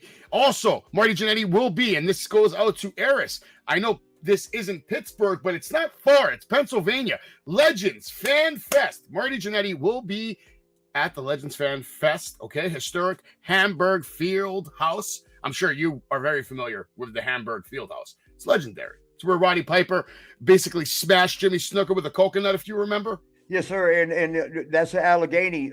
I got a girl there in Allegheny. You got a girl everywhere. Now, also, Marty's going to be doing Waffle Mania with Rob Van Dam. The Party with Marty. What is a Waffle Mania? It's a party with Rob Van Dam, and you're going to like it. You're going to love it. Yeah, I love Rod's. Are we going to? Tony's going to be there. Yeah. Oh, cool, man. Who else? Bobby. Bobby. You're going to have a good time, man. Johnny. Oh, damn, man. It's going to be Kevin good. Kelly's there. You're going to have a good time, man. Savage is going to take good care of you at Legends What do we do? What do we do? Going to eat a bunch of waffles? Well, if you want to, you can. You showed me a good picture the other day of the waffle egg sandwich, which was that shit was good, too, man. If y'all ain't never had it, that shit looks good. It's healthy. You don't put syrup on it, and it's healthy. You get you a couple good waffles, Eggos, whatever the hell that with those Real Eggos. Quick, I got to share this because your girl Jody's got an event for you as well. You're going to be at the Napa Fair. Hey, Jody. Go meet Marty Jannetty. Get all the details Saturday or Sunday. He's going to be there both days. Make sure you check him out.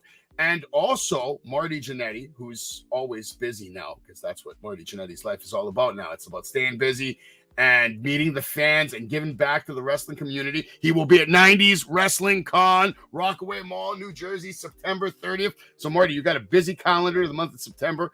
We're going to be taking you all over the place. And then October 1st, before you go back home, you will also be at the Wrestling Universe in Queens, New York. It's going to be a good time. There? Yeah, okay. Hell yeah, man. We're going to have a good time, man. We're going to be rocking. Oh, man, I love that. I love there. I got several friends, girlfriend. Well, you're going to be rocking and rolling. Real quick, Marty, let's run through these little segments. Who's the hottest woman in pro wrestling right now? Oh, you can get me in trouble like that. No? All right. For me, it's Tiffany Stratton, Rhea Ripley. All right. But, these are the ladies that all of them. Thinks. I mean, it's almost a 10-way tie. Your girl Sasha Banks is in this list. I mean, obviously. She's there, but she's doing something else now? Yeah, she's in New Japan. She's killing it. I think she's on hiatus. Yeah, she's on TMZ Sports all the time now. She's killing it. All right. Also, Mojo. You know who's killing it? But you know who I like though is Tiffany. Tiffany Stratton. No. The original Stratus. Trish Stratus. Yes. Trish. Yeah, you know why? Satisfaction. Yeah. Because she connects with the people. She's got the way she carries herself. I mean, and she's a hard-working ass. I fell in love with her. I don't mean like personally. You know she's half Greek, right? No, I didn't know that. She's half Greek. There's a reason why she's perfect, okay? Well, what happened to you? Oh, that's messed up. Big week in professional wrestling. AEW held their all-in event in Wembley Stadium. Over 88,000 people there live. Insanity, Kenny Omega stealing the show. You had the Young Bucks taking on FTR. FTR still your tag team champions. CM Punk defeated Samoa Joe to still be the apparent real world champion that he spray painted, by the way. We'll get into that another day. So Rhea is the new woman. You might know her as Paige, the new AEW Women's World Champion, okay? In her hometown with her family there. Look at this picture of Moxley with souvlaki sticks. And if you don't know what a souvlaki is, it's meat on a stick. And he has like 20 of them in his head, man. This guy's a maniac. He's a lunatic. Look at your boy Sting with Darby Allin. We're going to see him soon, right? Yes, he is going to be at Starrcast, and it is going to be awesome.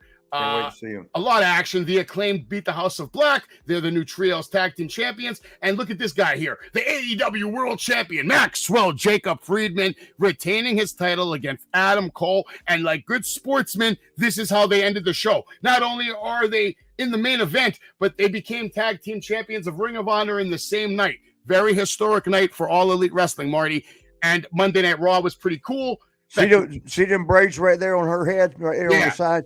You want something like that? Yeah, you know somebody can do hair like that? Yeah, why not? We can find up there in New York, you got to know. Money talks, bullshit walks. You want braids, we'll get you braids. Don't worry. You know somebody up there in New York? Sure. Okay. Why not? One phone call away. Okay, yeah, let's do that when I'm up there next Your boy over here that you love to compare me to. Wait, smaller the picture so he can see you and him side by side. Side by side. When the first time I met Savvy there, I call him Miz all the time because he had sunglasses on, his hair was a little shorter and spiked up, and he was wearing the suit like Miz does. And I thought it was Miz. And Miz and I, we had a great match. And Snoop Dogg brought me out to the ring, introduced me to the ring, and we had a good match. And so, Miz, I fell in love with Miz. And so when I saw Savage and he was dressed and looked like in the sunglasses, I'm like, oh shit, Miz, what's up? And he looked at me like, what? Like that. That's where when he first met, right there. Yeah. Was that the first? That was it. That's the first time. Yes, sir. I must have been drunk because I could have swore you had the spike hair. It was a little spiky. It's okay, but you were calling me Miz all day long. I didn't mind. Miz on Raw last night, still one of the best guys on the mic in the planet. This guy let me tell you about him. When I fell in love with him, I got to remember that S. When I had to work with him that day. Chris Masters, remember him, the Master Lock, Chris Masters? They had rode together, and Chris and I had just done a tour in Germany or England or somewhere in Europe, and we bonded up real good. And so he came to me that day. It was in Jacksonville. I had the Miz match with Miz, and because I was the Marty, that's where the whole Marty Jannetty, the team came in, and I was supposed to avenge them saying that shit. And he came up to me. He goes, "Hey man," he goes, "Miz loves you, man. He's studied. The little square things you put this DVDs in and watch it in the car. Watch it." He said he was studying your matches on the ride over, like a 2-hour, 3-hour drive, wherever they were. He goes, that's all he did the whole time. He goes, me and him usually cut up and have fun and talk and party and whatever. He goes, for the whole ride, he sat and studied your matches. He's a student of the game, for sure. And so, I mean, I fell in love with him. Like, that's the kind of person that I wanted to see succeed. Might be the hardest working man in the business because he never stops. He's everywhere. Yeah. I love him. Yeah. Can't wait to meet. I've never met him. I will meet him. I want to tell you real quick about Gunther and Gable over here. They're doing incredible things on Monday Night Raw, Marty. They're actually putting on clinics on Monday Night Raw. And really? I just saw their. I just watched one of the matches this past month. It's been a pleasure. Today is Tuesday, and it's been a pleasure to watch them work, man. WWE, I feel, is finally running at like full pace again. They got all these like just incredible athletes that are now, just it's coming together, man. It's so. They've always had incredible athletes. It's just how to use them. Yeah, exactly. They're using their incredible athletes very well right now. This is Carmelo Hayes. He's the current NXT champion of the world. Yeah, be on the lookout for him. He's incredible. And of course, my boy Seth Rollins and my boy Shinsuke. I worked a match with him when he was Blackjack something other. I forgot what it was, but in the Independence. And we had a show, and I knew when I worked with him, because the Independence, you don't know what you're going to get. There's no Swaggy. What's Swaggy doing? Swaggy, the CEA? CEA, which sometimes when he's being cocky, you got to come up and slowly grab that tail and say, Okay, now we're good. Peter's coming after us. Swaggy likes that though. Cause I'll spin him around, and he'll turn around and he'll look at This cat is a monster. Look at this cat first of all on the wall right here. He's pruning his ass out right now. Look at this cat. Look at him. He does that. See that shot right there? I'm sitting there watching whatever it is, and he's changing the channel to Animal Planet. He does that shit to me all the time. Look at him on the wall. How the hell did he get up there? He was going to attack the neighbor's cat. He got pissed off at him. Oh my God. Swaggy's a legend. You're going to see more of Swaggy on this show. The Swaggy shirt is coming soon. We got to get through the GAT launch first, and then we'll get the Swaggy gear. We're going to try to have new merch every month for Marty over here. Hey, see that picture where he's sitting there? You know, I got the plates lined out. He would sit there and wait until we say the blessing, and he knows it. And then when I say amen, then he starts eating. That's incredible. So that you don't have a cat. There's like a little human being in there. It seems like it. Do you got the one where I got him, like sit, and he'll sit? No, well, and I'll send it to you. I got that. No, you got to sit for a sit. Now sit. Stop tapping. I didn't get to say that. Get your leash out of the way. We'll go chase the ducks here a little bit. Is that the video you were talking about? Yes. Well, I got a better one where, I had to tell him, sit. Usually he does it perfect, right? I guess he was hungry that day. I had that rubber hose because when I'd walk him around the neighborhood, when I was living in Jacksonville about a year ago, the apartment complex that I was living in, nice place, had a gym, pool, everything. But when I'd walk around and somebody would be walking their bulldog, he'd fucking go to attack the bulldog. And if I had him on a hard leash, It just started jumping for his throat. So I had to get it to where it stretch out, so it wouldn't hurt him. Because he always wanted, he didn't care about little doggies and stuff, but bulldogs and pit bulls. He's nuts. He'd go after them. He's nuts. He's absolutely nuts. We got a message for you from Jimmy Hart. He just wants to play it. Hey, the mouth of the South, Jimmy Hart. Saturday, September the 16th, I'll be at Legends Fan Fest in Hamburg, Pennsylvania from 11 to 4 with Savage Kingdom Promotions. It's going to be unbelievable, baby. Come by, get a picture, get an autograph. It's unbelievable. Whose backyard were y'all in? That's Jimmy Hart. He's going to be next to you at Legends Fan Fest. It's going to be a great weekend. I can't wait for us to get more content. Jimmy's got one of the best stories. He's awesome. Over the first time he met me in Kansas City, I had gotten an argument with my girl and was telling her to get out. We were on the third floor of the hotel. Jimmy he's coming in the first time in the territory. Timing, GAT. He comes in and a big territory. Jimmy Hart's coming in there. 2:00 in the morning. She's mad at me because I'd been out somewhere and didn't come home in time. Oh, you're used to that. And so, but she started shit. And I was like, "No, get your ass out there." And I took her suitcase. She had just got there. Over the railing, where she 3 stores down, hits pop. Jimmy tells it best because he's just getting there, and he sees 2 suitcases come down, bust open. The wind's blowing, her clothes are blowing down the street. She comes running down in the negligee thing and chasing her clothes. That was Jimmy's introduction to Kansas City. That's great. He tells it great though. Well, we're gonna get him to tell it again. We'll get it on this show. Chicago this week, we're ready. Marty, next week we'll have another episode ready for everybody with content from Chicago. All right, so we're gonna close it out, y'all. Yes, sir. Close it out, Marty. It's your show. We're gonna rock and roll, strut and stroll, slam and jam, move and groove again next week. You don't want to miss it. And I'm not sure we were going to talk about CTE next week and just some of it, but the Party with Marty don't want to be any downer kind of show, but it's going to turn into, if we do that one, we're very flexible. we can change, change in midstream. But so what we may, if we do the CTE, which is something y'all should know. Because anybody in a contact sport and wrestling is certain, you contact the floor. I promise you. Football, hockey, boxing, martial art. Contact. What CTE is basically, just real quick for the next week, is your brain hitting your skull. It's concussions. It's chronic trauma, epilepsy or some shit. CTE is what it is many concussions. It damages the brain. It bruises up the brain and it messes you up. I mean, there's 13 symptoms known right now because they still really can't detect it until after you're dead and they look at your brain. But yeah, they have nailed down 13 symptoms. I got 12 of them. The only one I don't have is suicidal thoughts. And we walked in a line on that. If I keep staying in a wheelchair, I'm not in the wheelchair. Oh, by the way, I wanted y'all to know. Look, man, I'm doing good, right? I can't dance. Something just fell. But what did fall? That's great. Oh, the picture, another picture. Man. But so anyway, We'll fix that up. yeah, it's not a good thing. Maybe it's something y'all should be aware of.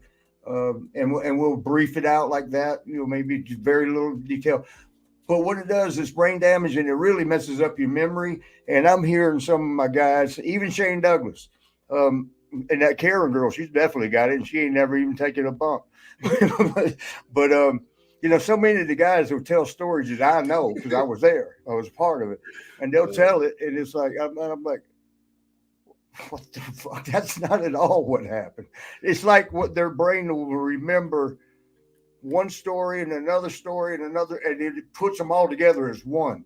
Because Shane Douglas is bad about that. We were over in Ireland on tour over in Europe, Ireland, going from North Ireland, South Ireland, which is a problem over there because they have battlefields of their own against each other. Why? I don't know. I don't know the history. I don't need to know it.